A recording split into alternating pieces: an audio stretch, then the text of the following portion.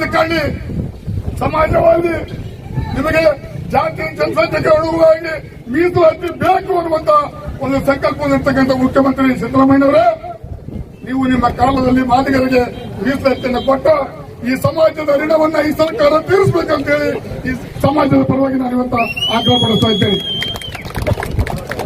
ಇವತ್ತ ಬಹಳ ಜನ ಮುಖಂಡರು ಮಾತಾಡುವ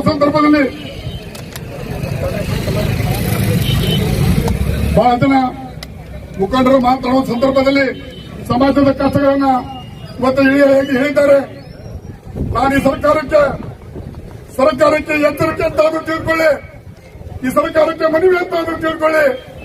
ಸಿದ್ದರಾಮಯ್ಯ ಮಾಧವಪ್ಪನವರು ಈ ರಾಜ್ಯದ ಸಚಿವ ಸಂಪುಟ ಕಾಂಗ್ರೆಸ್ ಸರ್ಕಾರ ನಾಗಮೋಹನ್ ದಾಸ್ ಅವರ ವರದಿಯ ಕೊಟ್ಟ ತಕ್ಷಣ ಅದನ್ನು ಅಂಗೀಕರಿಸಿ ಸಂಪುಟದಲ್ಲಿ ತಂದು ಚರ್ಚೆ ಮಾಡಿ ನಮಗೆ ಒಳ ಮೀಸಲಾತಿಯನ್ನು ಕೊಟ್ಟು ಸುಮಾರು ವರ್ಷಗಳಿಂದ ಶತಮಾನಗಳಿಂದ ಶೋಷಣೆಗೊಳಪಟ್ಟಿರ್ತಕ್ಕಂಥವರು ಅವಕಾಶ ವಂಚಿತರು.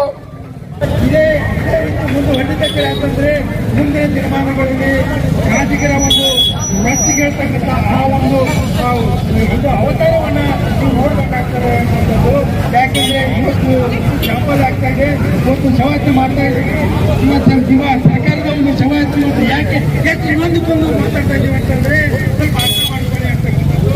ಜೊತೆಗೆ ಇವತ್ತು ಮುಂದಿನ ತೀರ್ಮಾನಗಳಲ್ಲಿ ಇವತ್ತು ಇದೇ ಮುಂದುವರಿಸಬೇಕಂತಂದ್ರೆ ಇವತ್ತು ಎಚ್ಚೆತ್ತುಕೊಂಡು ಆದಷ್ಟು ಬೇಗ ಮಾಡ್ಕೊಳ್ಳಿ. ಜೊತೆಗೆ ಇನ್ನೊಂದು ಏನಪ್ಪಾ ಅಂತಂದ್ರೆ ಇದೇ ಮುಂದುವರಿಬೇಕಾಗ್ತದೆ.